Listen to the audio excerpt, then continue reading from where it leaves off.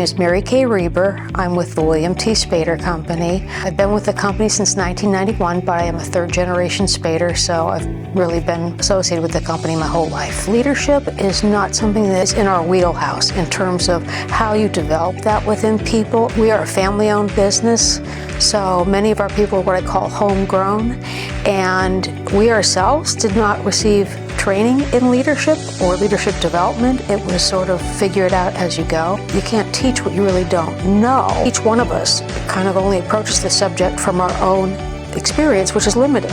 You go to an outside entity and they take into consideration the wide variety of positions in a company, the wide variety of personalities and approaches to how you develop the leadership skills of an individual.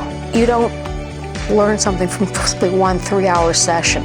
That it has to be something that takes place over time and allows people to think about what they've heard, think about the interactions they've had, how it might apply to them or not, and then come back to it. So the length of time, the duration, and the depth of the program I thought was really significant. Our employees, so we're making an investment in them, not only for the price of the program, but also in their time and in supporting their efforts. I think it's a pat on the back to them to be asked to participate, because you're basically saying, we see something in you. One of the things I thought was interesting that Leadership Academy does is, it's not totally theoretical. They actually ask the participants to apply what they're learning to the real problems and challenges that our company has. What I've seen as a result is that actually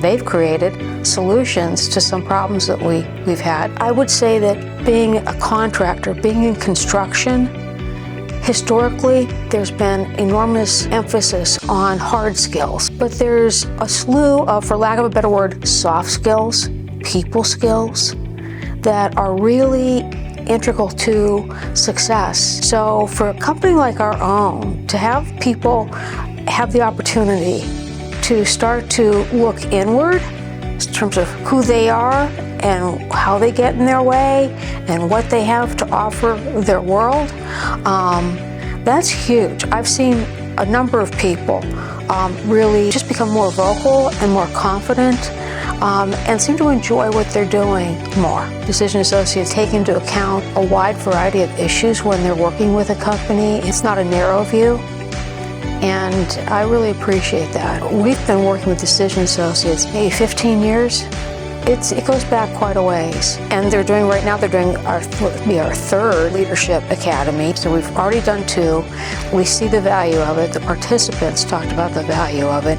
So we are continuing to invest in our people. Sometimes people want to know, what's the return for me now?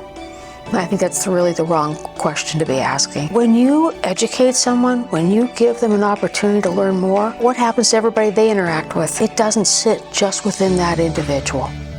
And I also think that what is helpful in the Leadership Academy is that because you have people from a wide variety of positions and levels across our company, it helps to remove feelings of fear or competitiveness. So that idea of reaching across, I think that is huge in terms of the potential it unleashes. I view it as an investment in our people, an investment in our future.